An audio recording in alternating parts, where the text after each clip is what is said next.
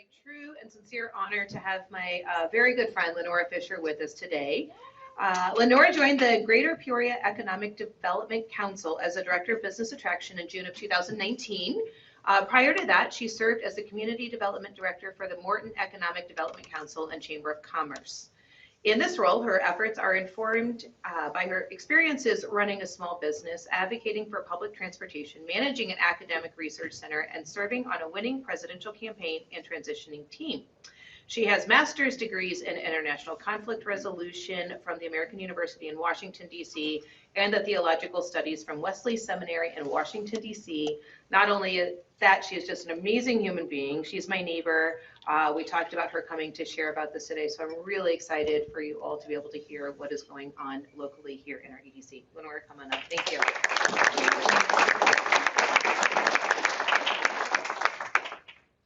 Hello, everybody. I'm very glad to be here today. I have my notes in front of me. I didn't get to the printer before my 7:30 meeting this morning. So, very glad to be here. My name is Lenora Fisher. I'm the Director of Business Attraction at the EDC. As Christine said, so I've been there for 3 years. I've been in economic development for 5. And I think my passion for this goes all the way back to when I was in college. I did a summer on the south side of Chicago where I watched churches across the city kind of transform their communities, reduce violence between gang members, change their neighborhoods, provide jobs and stuff like that. And I was so inspired by what a group of people could do to change their community in the most adverse circumstances. And that stuck with me. And I think if I'd known economic development was a thing from the get-go, it brings everything together. So I'm very glad to be here speaking with you today. I wanted to talk to you guys about business attraction specifically, mostly because I get a lot of questions about how it works, or why don't we have a Bergner's anymore, or how can we get a Macy's, or maybe like why didn't Rivian pick their second location here in Peoria, or even why did Amazon pick Pekin and not Peoria, and things like this. So I wanted to we'll get in front of people and start talking about it, because as with most things that you're familiar with, all of us are part of this solution. And so I wanted to kind of talk you through the process, how it works a little bit, and then just invite you to be a part of it. We need your help. So with that said, I'm going to go through kind of my agenda today is we're going to talk about kind of the challenge of business attraction, what our customers want, so what businesses are looking for when they're looking to add a community, what we as a region do well, and what our competitors are doing, and then what we can do to help. I also want to give a caveat that at the Economic Development Council, I'm specifically focusing on kind of large employers. So there are entities and wonderful professionals in the area that do work on retail and commercial. My focus is more the employers that kind of do interstate business. That can be large employers like a Rivian, or that can be German companies that are family-owned businesses, and this is their first foray into the United States, and they might look at someplace like Peoria. So, and when I say Peoria, I mean Greater Peoria, because we serve a 5-county region. So Tazewell, Woodford, Mason, Logan, and Peoria counties are all the areas that we serve. And so that is kind of what when we refer to the Greater Peoria region, is what we're referring to. So on this slide, this is that beautiful millennial picture. You guys are not millennium picture, the dawn of the millennium. We have that hanging on our wall. I love sitting in front of it on all my Zoom calls anytime I talk to any prospective businesses, because I think it leaves a good impression. It's either that or some sort of big tractor or something like that behind me. So I wanted to ask the group, though, what do you think are some of the benefits of being located in Greater Peoria, or doing business here, or living and working here? I'll throw it out there. I'm throwing it out to the group. No traffic, cost of living.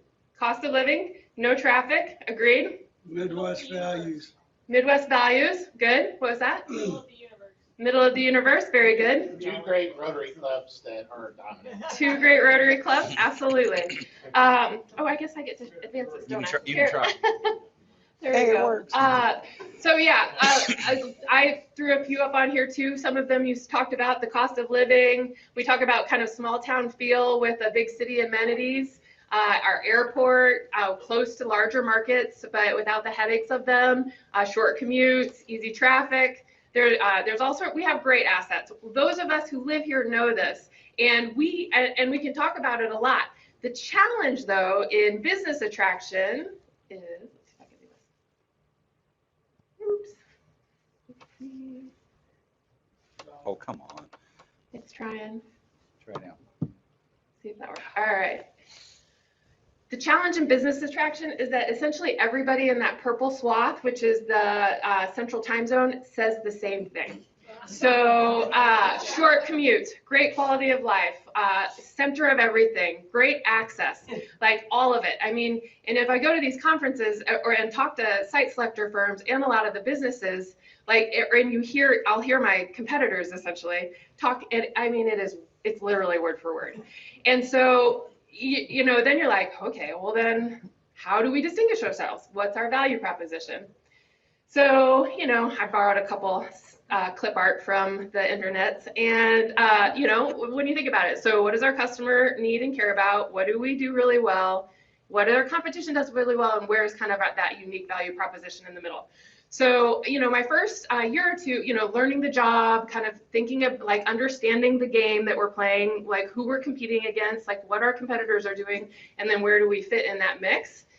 And the kind of 3 pillars of business attraction are, and what our customers are looking for is they're looking to reduce risk, reduce costs, and reduce time. Like those are the drivers of business. So like our customers being a potential business that's looking for a new location, to expand to a new location or something like that, these are their driving interests. So like keeping this in mind, how do we meet and speak to these needs and requests?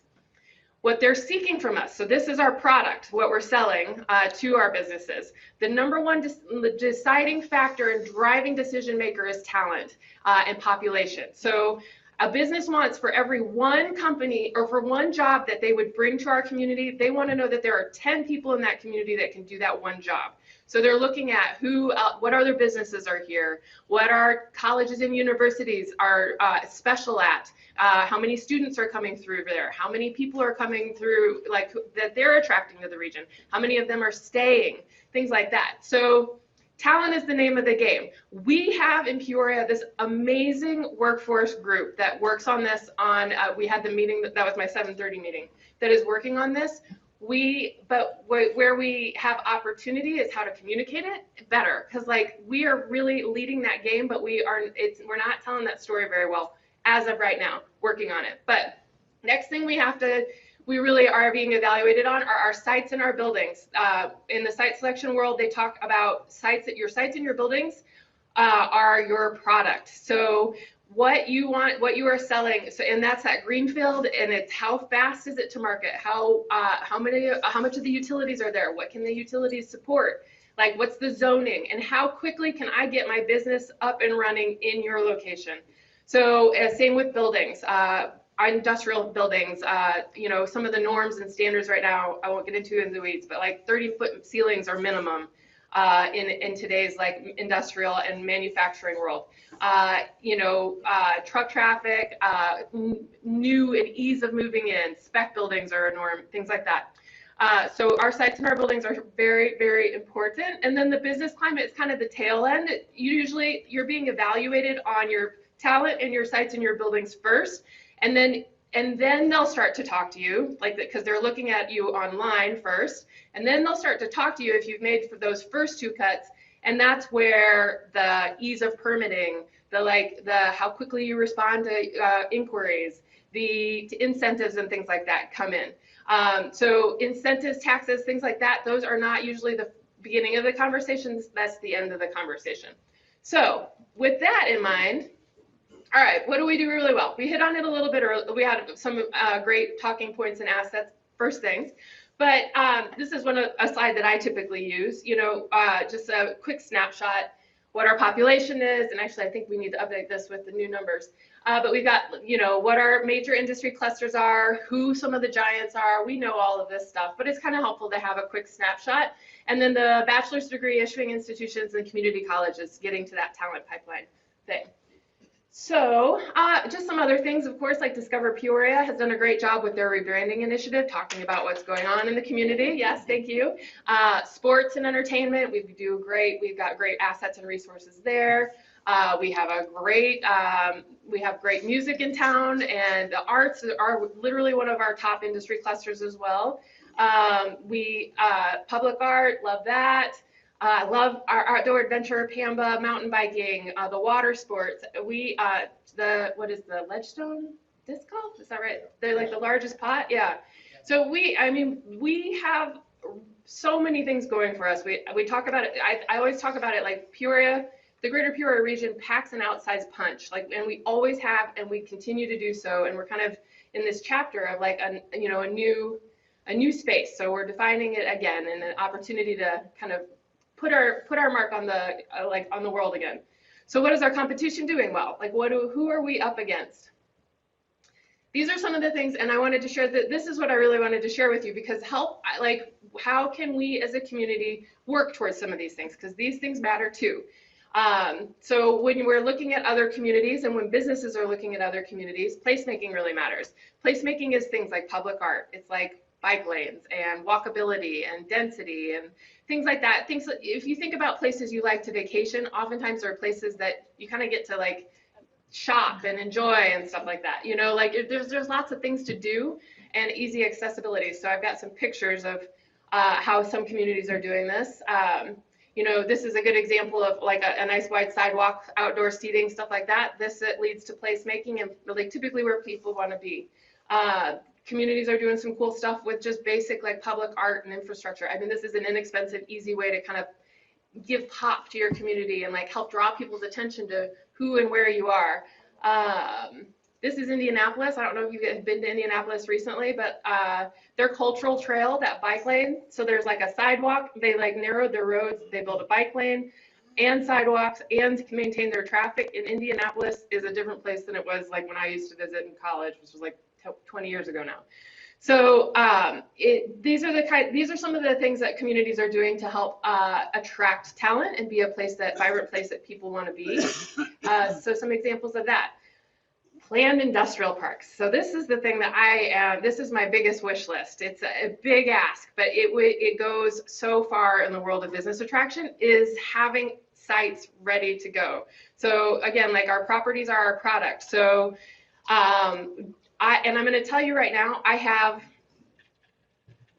one, maybe two parks that could come close to being this. So in all of our land, with all of the farmland and all of the resources and all the buildings that are in this town or in this region, very few of them have kind of a comprehensive, like they've got the roads planned out and they've got the infrastructure in place and they've got planned development where you can put up a manufacturing entity there. Right now, the two places that I just mentioned to you are zoned for light industry, so like warehouses and transportation, which also good, and business, job providers. Those are entities that we would like to have here. But most of the leads that I get are places that, like right now, I've got one that's an electric vehicle product, a supplier, and then I get data centers, and I get ammonia plants, which those are tough neighbors, so not everybody wants it, but like we are getting opportunities on a regular basis, but we don't have the product to supply it. So how do we get there? I've got just some pictures from other communities of how they've done this and how they're communicating it, like what their value proposition is, what the potential and opportunity is there. What this does and planned industrial parks do is reduces risk and time, right? Because like businesses, if you have to build a building or if you've got all this permitting, it's all unknowns. Like they want to know, they want to be able to evaluate a location and know what's there. This is one that a rendering, it's a virtual one we did with the city of Pekin for their industrial property. It's one of our most marketable properties, but I mean the visualization goes a long way for helping to kind of get that going.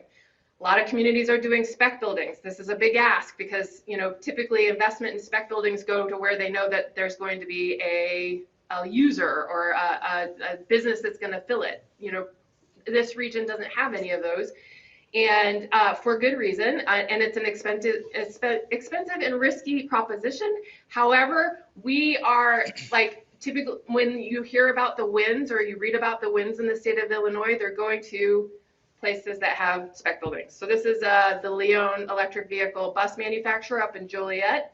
Their search went across the entire state. We bid, we submitted our properties. They went into the spec building that was going to be ready to go in the next month, and it was theirs, and they could do it, but they knew what was happening. It was one of our recent wins. But again, this one's from, I think, Texas. I had one from Phoenix. They all look the same. Maybe not what we want here, but like if this is what we want, if this is the, what's going to grow the economy, when these are the opportunities we're getting, like this is how the communities that are winning those projects, like this is what they're supplying, and this is what are being selected. So in terms of virtual site resources and site due diligence, just some examples of, again, what other communities are doing. So rather than build a spec building and have that risk of it potentially not being filled or taking on the cost, people are doing they're doing the plan development. They're providing all the plans, and they're showing what the possibilities could be and what size park could be there and what kind of a business. They're doing the planning in advance so that they know who their end user is going to be. There's some great resources of what communities are doing around the country, how they're communicating their assets, and this is the stuff that businesses are looking for. Or maybe some 360 tours are really great resources of your existing properties. Like you can walk in it on your computer screen. Because we're being evaluated on a computer screen before anybody talks to us, like putting our tools and our assets and our resources up front are really good and helpful. And then how do we quantify our talent pipeline? So I talked a little bit about that, and there's some efforts, but there's opportunity for growth. So, and these are just examples from other communities of how they're communicating their assets. Marketing, I can go into that too. Data is really important. This is an industry profile. It's a little busy, probably not the best marketing tool, but it was selected because it gave a site selector everything they needed to know about food processing in this community, and they could, it made the list because they could easily understand what the assets of that community were.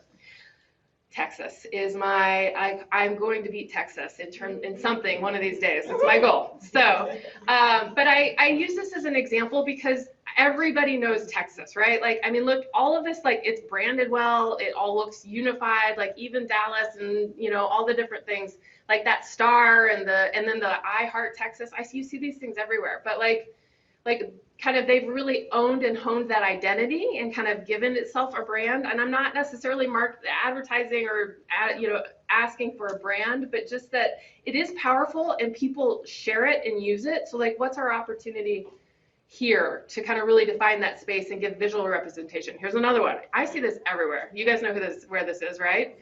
Yeah. What about Georgia? What's Georgia's look? Have you guys paid attention? Yeah. Anytime you see that peach, that's Georgia. Georgia and Texas, they're the states to beat. They're winning. We're going to win someday soon. So how you can help. These are easy things, but just to kind of run through it really quickly.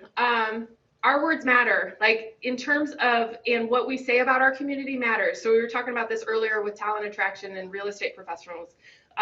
Joshua Gunn, who's the chamber's, the CEO of the chamber, when he came here to interview for the job, the Uber driver that picked him up and then the guy at the hotel that asked him why he was there, and he said, I'm here for a job interview. They said, why would you ever want to come here? Why would you even think about it? Don't take the job. And there were 3 other people in the audience that had that same experience when they were here looking for stuff. So, those impressions matter. And what we say, not just here, but when we're at work conferences and stuff like that. People listen to that. That's how business decision makers inform their decisions about what is even going to make it on the first list of consideration. If they've met somebody from Peoria and heard nothing but bad things, or had a bad experience and where the locals weren't happy, that stuff matters. So, just be conscious, we don't have to sugarcoat it, but every place has its pros and cons, but we have a lot of really great things. So words matter. Supply chain. Here's where you guys can help. How am I doing on time? Am I right? Okay. Supply chain. The best lead generator for business attraction and landing new businesses in our area are our existing businesses. Whoever our existing businesses are doing, who their customers are and who their suppliers are the ones that are the most likely going to locate in this area. So, how do we build that communication loop and make a show of force. So, you know, who's winning right now? Natural Fiber Welding, great example of a company that is growing, bringing in some really amazing people into this community, telling the story, kind of putting us on the map a little bit. Who are they buying from to make their product? And like, can they introduce us? And can we go, like, what would having their customers and suppliers locating next to them, like, how would that help them do business better? So, right, we're supporting our existing businesses by bringing the kind of expensive items of transportation and stuff like that closer. So the ask there is that if you are in a business that is buying and has customers outside of the area, like, think of the EDC as a resource, because like, let's go ask them together to come and locate here. There's examples of this. Mayo Clinic in Minnesota, they did that. They sat down with their economic developer and they put a list of the people that they bought product from, and they went and they invited them all to come and do business there. And then they went and they visited together, like both Mayo Clinic and the EDC, and you know, they had several wins from that. Like, best practice, that's just gold in the economic development world. So if you know people in that space, let's do that together. We can help. Again, this is like the planned development. We need more industrial parks. I think the demand is for industrial parks. We have leads and opportunities for industrial parks. We do not have the product. We don't have a planned industrial park that I can put a big manufacturing entity in right now. Like, so if you know somebody that has the resources or the means or the development chops or, you know, interest in this, like, I would love to meet with them. We could find them a property. Let's build it. Like, this is how you win this game. Warm introductions. This one is what a lot of people will send articles and be like, oh, this business is complaining about Portland, Oregon was the recent one. Like, go after them. Like, write them and invite them to locate in Peoria was a suggestion. It's a great suggestion. Happy to do it. I've spent a lot of time sending introductory emails to info at some large company. We'll see if that ever works. What is really helpful is that if you know somebody or if you have a business connection to them through LinkedIn or whatever else, make the introduction. Like, reach out on our behalf. And like, let's do it together. Those warm introductions really matter. They are really helpful. And you just don't know who you know, really, you know, so it's just, think about it as a partner and warm introductions. Another thing is that I'm paid to sell this community on a regular basis, but the business leaders in this community, those of you who live here and work here, like, your voice packs a bigger punch than mine does, because they know that, like, I'm up here peddling Peoria in this area. But when you reach out, you're reaching out on, like, you are a peer and your voice matters. So think about that. First impressions matter. So going back to the Uber driver and the hotel operator, you know, who's coming in and out of our airport. I know the CEO of Pfizer comes in and out a lot. We had BMW through Natural Fiber Welding the other day. I mean, like, we have people coming in and out of this community, but they fly into this airport, they drive on a road. You know, think about the path. You go to your business. If you're just here for a day, you're going to drive to, like, if you're a Caterpillar supplier, you're going to drive to Caterpillar, and then you're going to come right back, get on the plane and go home. Like, how do we close that gap and kind of cultivate those experiences from start to finish? Like, those things, again, matter.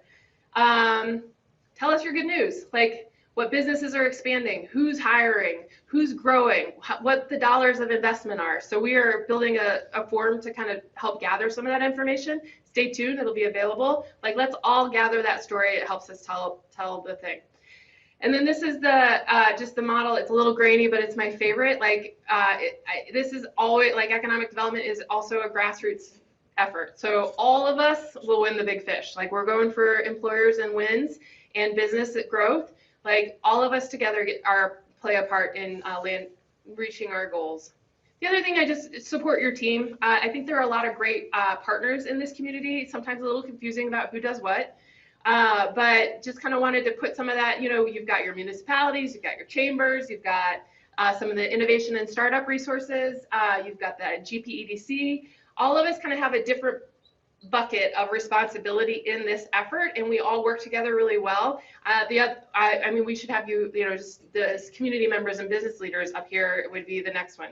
I'm playing with my Google Sheets thing, or my Google Slides graphics. And then help amplify the message. This is a talent attraction campaign that we kicked off recently, the CEO Council, the Chamber, and the EDC, just to try to get the word out there and build some marketing to start telling that story and invite people to come and check us out, both as visitors and then as residents and employees for our businesses and things like that. So when you see things like this, share it and help share the good news. Data, videos, marketing materials, stuff like that. We can always do more of that. Marketing campaigns are expensive, and but like I think so. If I can leave you with like my ask is just that, please be a part of the solution. It takes all of us. If you know people that have the means and resources to maybe get together and like do a big investment, like let's do that. If you know somebody, just a business colleague or a cousin or somebody that's working for Pfizer or whatever industry you can think of, let's do that. Are you interested in being a part of these efforts? Like, please engage us and talk to us. We, the EDC, and the entities on the team I mentioned are here to serve and support you and the business growth of our region. That is where our economy will thrive. So I think that's it. Got a couple minutes for Q&A. Okay, good deal. Yeah.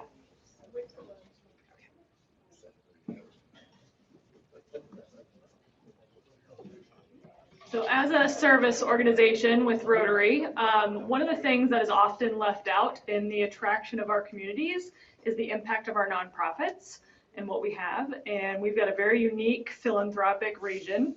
Our human services alone make up one of the top 5 largest employers, and about 1 in 3 people need our services. So we would love to see that promoted as a marketing piece in our area as well. Yep, we talk about it a lot. It's good. You can hit Adam first if you want. Go ahead. Just thank you for your presentation today. Just out of curiosity, are you, and I'll tread lightly here, but politics comes up all the time when I talk to individuals leaving the state of Illinois. And that just happens to be folks I work with, but usually every other week I hear about folks looking, Florida is popular, other states like that. What can your organization or we as a community do other than the obvious of voting to try to improve the political climate in this state? Because whether it's law enforcement, whether it's just real estate taxes, et cetera, that to me in my world comes up all the time. Mm-hmm. So how is your organization and others like yours working with the governor's office, the state legislature to make Illinois more attractive for businesses? Yeah, right now the advocacy, kind of that state advocacy and political efforts are really spearheaded by the chamber, the regional chambers. There's a state chamber and then a national chamber, and they have dedicated staff for advocacy. And I think they are really the ones that spearhead that the most locally right now. There are different interest groups and stuff like that, but yeah, I would suggest like plugging in with that and could talk more. We're a 501c6, so we have less of an advocacy capacity in terms of like we're serving our clients, or the businesses here. But always opportunity to engage and educate. But I would say the chamber is probably the best avenue for that. I think they're looking to hire a governmental affairs person for that sole purpose, actually. So I can make that introduction if that'd be helpful. So one of the bigger employers in the area, Caterpillar, has, we've mothballed some buildings. We keep moving in and out. How do you guys deal with that? Caterpillar is, so this is my line when I talk about Caterpillar, because everybody has read that they located it, they moved their headquarters to Chicago, and so they think we're like a ghost town, people that haven't been here. My answer to that is that we are the community that built it into a global giant. And it's not the first time we've done that and had an outsized punch. So all of the suppliers, all of the talent, all of the leadership, and all of the vision that made that giant what it is today, that's all still here. They moved some people up north, but like, so we are poised and ready to support that next global giant, and we've done it several times before, and we're going to do it again. Stay tuned. But with that said, Caterpillar is still one of our largest employers and a great community partner. And they have, they've donated the buildings downtown for OSF. They are I market their buildings a lot.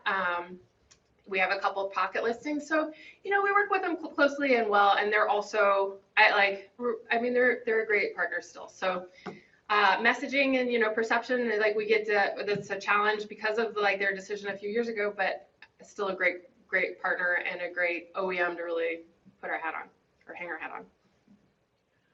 When you talk about industrial parks, are there specific areas in Peoria that you are looking to develop into those industrial parks? Is the city trying to create a plan? Do they have something in mind? Or what are the kind of roadblocks in the way, and what are some of the things that are kind of moving forward already? Good question. So this is a challenge. I think that we've had lots of great conversations with our municipal partners, and I think there's interest. The challenge is, I think there's an outdated perception of what industry is and manufacturing. People think smokestacks and dirty jobs and things like that when you think when I talk to the communities about these opportunities that we're getting. And that's a bit outdated, really, because most industry standards that are looking to move are oftentimes coming from places that are more populated and more dense than our community and know how to be good neighbors. So I think there's some local education. But at the same time, we need to be sensitive to where we're locating these things, because we don't want to, our neighbors matter. And if you've got a residential community next to an ammonia plant, never going to happen, right? So municipalities have plans for the land and kind of use and how they want it, how they want to use it. So this is less a municipality. I see a lot of opportunity on that 74 corridor between Morton and Rivian. There is a lot of land there. There's a lot of, and businesses want to be close to their customers, who's Rivian. So I'd like to see more there, maybe. Infrastructure-wise, when you're looking at those areas, electrical being the largest component, water being the second, and then technology being the third. How does that infrastructure build look? Are we prepared to do it? Say you had a developer who could put the $100 million together to build 3 of those parks tomorrow. Mm-hmm. What does that look like for us in terms of infrastructure build from Ameren, Illinois American Water, and then Xfinity or I3 broadband, et cetera? We need it. Right now, we respond to an existing client, but the communities that are winning have all those things in place already. Right. And so we have got to somehow figure out, it's a chicken and an egg, right? Kind of a conversation, but we as a community have to figure out how to get it in place without the end, and to have that plan development to market and get ourselves at the table. So that's the opportunity right there. Last question, sorry. In terms of the speed at which you can create that, right? So because you're talking about an investment size of sizable amounts. Mm-hmm. What does it look like to get to that end? What's the picture of when that person is going to say yes, typically? Oh, how long does that process? Let's say that we have somebody who says they're going to build. Mm-hmm. What does it look like in terms of when the person then has a tenant for that space? If it's spec,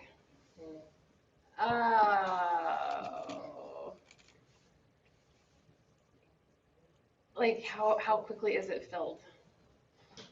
The only reason I think it varies. Yeah. You can take it offline. Yeah, I can take it offline. Sorry. Yeah. No. Well, yeah. It's good topics. Yeah.